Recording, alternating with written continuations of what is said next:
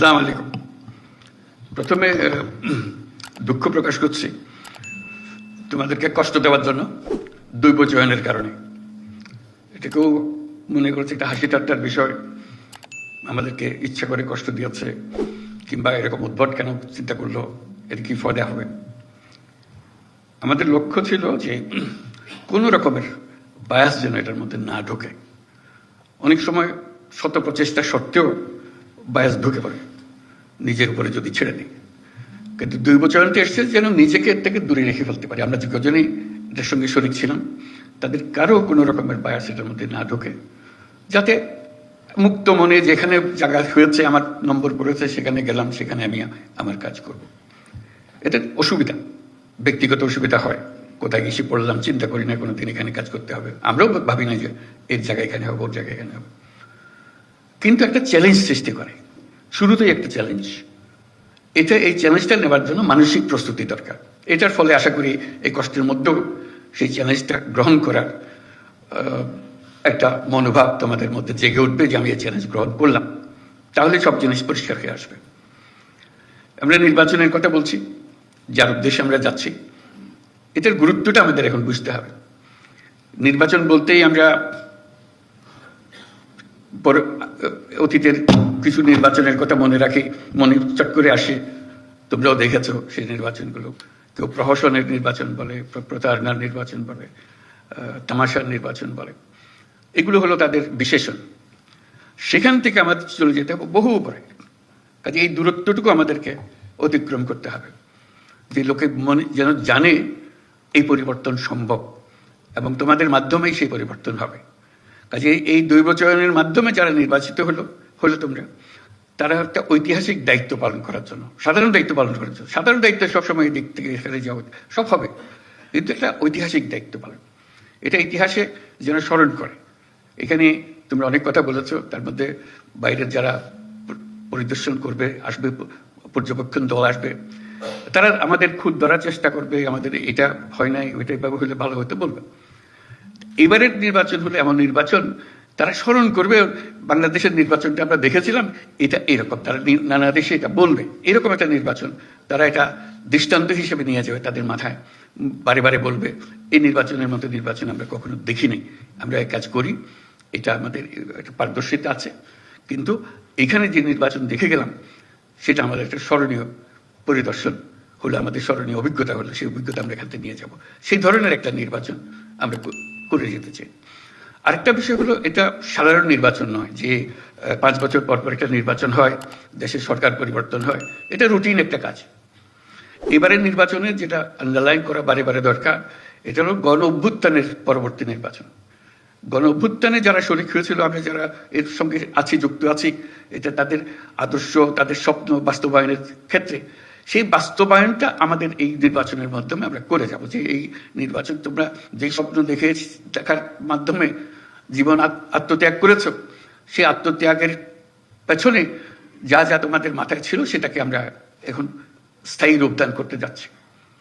এটা বলতে গেলে গিয়ে ভূমিকম্পের কথা মনে হয়। আমরা গত রাত্রে কিছু ভূমিকম্প নিদর্শন পেলাম। ভূমিকম্পের প্রসঙ্গ আসলেই বিল্ডিং কোডের কথা মনে আসে, যে বিল্ডিং কোড ঠিক আছে কিনা, মানতেছে কিনা। এই যে নির্বাচন এটা বিল্ডিং কোড তৈরি করার সুযোগ, যে আমাদের যে সমাজটা তৈরি হবে তার বিল্ডিং কোডটা কি হবে। যত বড় ঝাঁকুনি আসুক এটাকে নাড়াতে পারবে না। এই নির্বাচন সেই নির্বাচন যেখানে বিল্ডিং কোড তৈরি হবে। যারা বিল্ডিং কোডটা তৈরি করবে তাদের হাতে এই দায়িত্ব দেওয়ার জন্য। তার সঙ্গে যে গণভোট আসছে, এটা শুধু 5 বছরের নির্বাচন, সনাতন নির্বাচন তা না, এটার একটা বড় গুরুত্বপূর্ণ জিনিস হলো গণভোট। সেটা হলো বিল্ডিং কোড। এই বিল্ডিং কোডটা আমরা তৈরি করে দিয়ে যাব, যেটা 100 বর্ষ ধরে এই দেশকে, এই জাতিকে সামনে এগিয়ে নিয়ে যাবে। কাজে এই দায়িত্ব, এই ঐতিহাসিক দায়িত্ব যে পেয়েছ, এটার জন্য আল্লাহর কাছে শুকরগুজারি করো যে আমাদেরকে এই দায়িত্ব পালন করার সুযোগ দিয়েছে।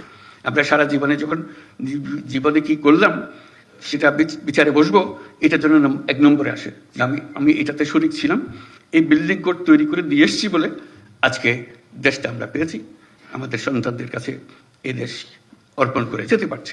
কাজে ওই ঐতিহাসিক ভূমিকাটার কথা স্মরণ করো। এই যে আজকে এই দায়িত্ব পেলে, এটার জন্য আল্লাহর কাছে শুকরগুজারি করবো আমরা সবাই। যে এই দায়িত্ব, ঐতিহাসিক দায়িত্ব পালনের সুযোগ আল্লাহ আমাদেরকে দিয়েছে। অন্য কেউ দিতে পারত, কিন্তু আমরা এই 2 বছরের মাধ্যমে আমরা এই সুযোগ পেয়েছি এবং এমন বিল্ডিং কোড তৈরি করে দিয়ে যাব যাতে এই জাতি কোনোদিন হেলতে না পারে, তুলতে না পারে, শক্ত মজবুতভাবে থেকে যাবে। সেটাই হলো আমাদের চ্যালেঞ্জ এই নির্বাচনের মধ্যে যেটা আছে, আমরা যেটা করতে চাচ্ছি। 5 বছরের নির্বাচন, সনাতন নির্বাচন, সেটা হচ্ছে একটা ভিন্ন নির্বাচন। আর তার সঙ্গে আছে শতবর্ষের নির্বাচন, ওই যে বিল্ডিং কোডের কথাটা বললাম। এই দুটো একত্রে এটার মাহাত্ম্য, এটার গুরুত্ব অনেক অনেক বেশি। সেই জিনিসগুলো ধরে রাখা, কিভাবে আমরা করব, সেই জিনিসগুলো বুঝের মধ্যে নিয়ে আসা, যে আমরা গণ অভ্যুত্থানের স্বপ্ন বাস্তবায়নে আছি। এভাবে আমি বলেছি যে এটা আমাদের ধাত্রীর কাজ করতে হচ্ছে, তাই নতুন বাংলাদেশ জন্ম লাভ করবে এই নির্বাচনের মাধ্যমে। এই নির্বাচন আমাদেরকে নতুন বাংলাদেশের দরজা খুলে দেবে। তো কাজে নতুন বাংলাদেশের যে জন্ম হবে, এই আমাদের যারা এখানে উপস্থিত আছি তাদের ভূমিকা হলো ধাত্রীর ভূমিকা, যে আমরা যেন সুন্দর সুষ্ঠু সেই জন্মটা দিতে পারি তাদেরকে, সেই ভবিষ্যৎ বাংলাদেশে। নতুন বাংলাদেশ তো নিজে নিজে আসমান থেকে আসবে না, আমাদের হাতে তার জন্ম লাভ করবে। এই জন্ম লাভের প্রথম সূত্রটা হলো, প্রথম স্থানটা হলো তোমাদের হাতে, যেটা এই নির্বাচন করতে যাচ্ছ। সেটা করার জন্য আমরা কিভাবে করতে পারবো সেটা জানা, যে আমরা এটা দীর্ঘমেয়াদের এক জিনিসের তৈরি করতে যাচ্ছি। এই সময়টুকু, যেটুকু সময় নির্বাচনে, মাত্র ফেব্রুয়ারি মাসে নির্বাচন হবে, এটার গুরুত্ব এত বেশি। প্রতিদিন তোমাকে চিন্তা করতে হবে যে আজকে আমার কি দায়িত্ব, কি করবো আমি এটাকে সর্বাঙ্গ সুন্দর নির্বাচন করার জন্য, মজবুত নির্বাচন করার জন্য, সবাইকে বোঝানোর জন্য, সবাই যেন একমত হয়। এটা তাকে জোর করে করানোর বিষয়ে আমরা যাবো না। আমরা বলছি সবাই একমত হয়ে, একত্র হয়ে আমরা করবো, দলমত নির্বিশেষে সবাই একমত হবে যে আমরা একটা নতুন নির্বাচন, নতুন বাংলাদেশ গড়ার জন্য আমরা আজকে তার জন্ম দেওয়ার মুহূর্তে এসেছি। সেই জন্মটা লাভ করবে। আগে একটা স্বপ্ন দেখেছিল গণ অভ্যুত্থানের মাধ্যমে, আজকে বাস্তবের পথের মধ্যে আমরা তাকে উঠিয়ে দিচ্ছি। সেই নির্বাচনের মাধ্যমে আমরা যেন অগ্রসর হতে পারি, যেন দেখতে পারি কি আছে। স্বপ্নের মধ্যে যা যা ছিল আমরা সেটা করতে থাকবো। তার মধ্যে বিভিন্ন বিভাগ থেকে আমরা এসেছি, বিভিন্ন জেলার থেকে। এটা তার মধ্যে একটা প্রতিযোগিতাও যেন হয়। আমি বারে বারে স্বরাষ্ট্র মন্ত্রণালয়কে বলছি, শুধু দিয়ে দিলাম কাজে তা না, তার মধ্যে একটা আনন্দ থাকতে হবে, চ্যালেঞ্জ থাকতে হবে। সেই চ্যালেঞ্জ হলো যে কে প্রথম হলো, বিভাগে কে প্রথম হলো, 1 নম্বর কে হলো, 2 নম্বর কে হলো। এটা হাসি ঠাট্টার বিষয়, কিন্তু সিরিয়াস বিষয়। দেখলাম যে আমি 1 নম্বর হয়েছি, একটা তালিকা প্রকাশ করা। প্রতি মাসেও তালিকা প্রস্তুত করতে পারি, একবারই শেষ করে তালিকা, এবং সবাইকে জানান দেওয়া, এই 1 নম্বর, 2 নম্বর, এই 8 নম্বরে, এই 5 নম্বরে, এই 7 নম্বরে। দেখা কেন আমি পিছিয়ে পড়ে গেলাম, ব্যাখ্যা চাই, ব্যাখ্যা দেবে। তারপরে আমার উৎসাহ যাবে, আমি ওদের ডিঙিয়ে যাবো। কারণ এই ঐতিহাসিক মুহূর্তগুলোকে ছাড়া যাবে না। ঐতিহাসিক মুহূর্তগুলোকে চ্যালেঞ্জের মধ্যে নিয়ে আসতে হবে, যে আমরা প্রতিযোগিতামূলকভাবে আমরা করে যাচ্ছি। আমরা সবাই মিলে, আমরা একটা, আমাদের রাষ্ট্র আমাদেরকে এই দায়িত্ব দিয়েছে এই বিল্ডিং কোড তৈরি করে দেওয়ার জন্য, মজবুত করে। ওটা ইঞ্জিনিয়ার ডিজাইন করে দিয়েছে, ওখানে আমাদেরকে ঢালাই করতে হবে, এটাকে ঢালাই করে তৈরি করতে হবে। সেই জিনিসটা, সেই কাজটা আমাদের হাতে দিয়েছে, আমরা এটা করে যাব। সেই করার মধ্যে একটা প্রতিযোগিতা হবে, সুন্দর প্রতিযোগিতা হবে, কে কি করলাম। এবং সৃজনশীল হতে হবে। সব কথা কাগজে লিখে দেওয়া যায় না, মাথায় আসে না। কিন্তু এই লেখার ফাঁকে ফাঁকে তোমাকে সৃজনশীল হতে হবে। এই জিনিসটা আমি কিভাবে করব, এটা আরো সুন্দর করে করবো, জিনিস এটা দিয়েছে আমি এটাকে এইভাবে আরো সুন্দর করে করব। এই জিনিসটা মাথার মধ্যে রাখা। বিভাগে আভ্যন্তরীণ প্রতিযোগিতা হবে, সারা দেশব্যাপী একটা প্রতিযোগিতা। বিভাগে সবচেয়ে 1 নম্বর যে হবে, এই 8 বিভাগের মধ্যে 8 জন 1 নম্বরে হবে, তাদের মধ্যে দেশের মধ্যে সেরা কে হবে।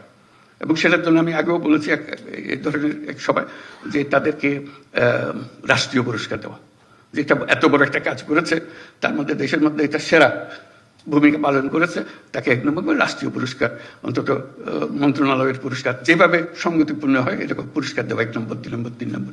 কাজে ওটা একটা আনন্দ, এমনিতে আমি করবোই, এটাকে আনন্দের মধ্যে নিয়ে আসলাম, যে আনন্দের মধ্যে আমরা কাজটা করে যাব।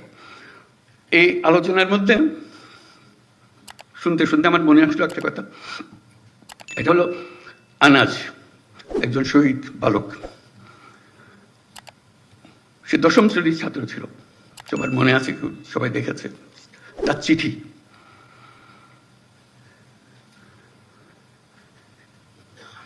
সে মিছিলে যোগদান করবে।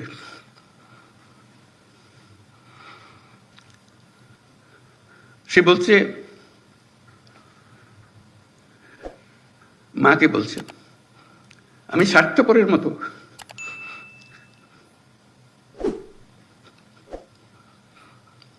বসে থাকতে পারবো না, আমাকে মাফ করে দিও। যদি ফিরে না আসি আমাকে মাফ করে দিও।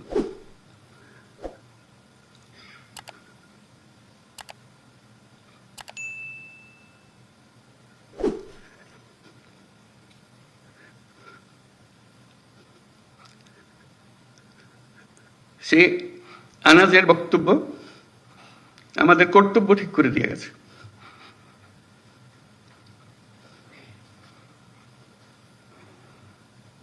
আমরা বসে থাকবো না।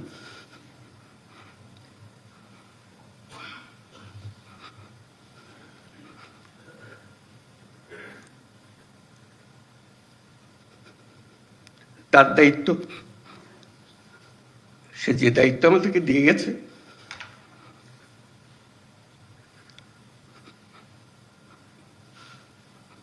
সেটা আমরা গ্রহণ করলাম। সে জেনে শুনে গেছে, বলছে যদি ফিরে না আসি আমাকে মাফ করে দিও। সে ফিরে আসে নাই, আমাদেরকে দায়িত্ব দিয়ে গেছে।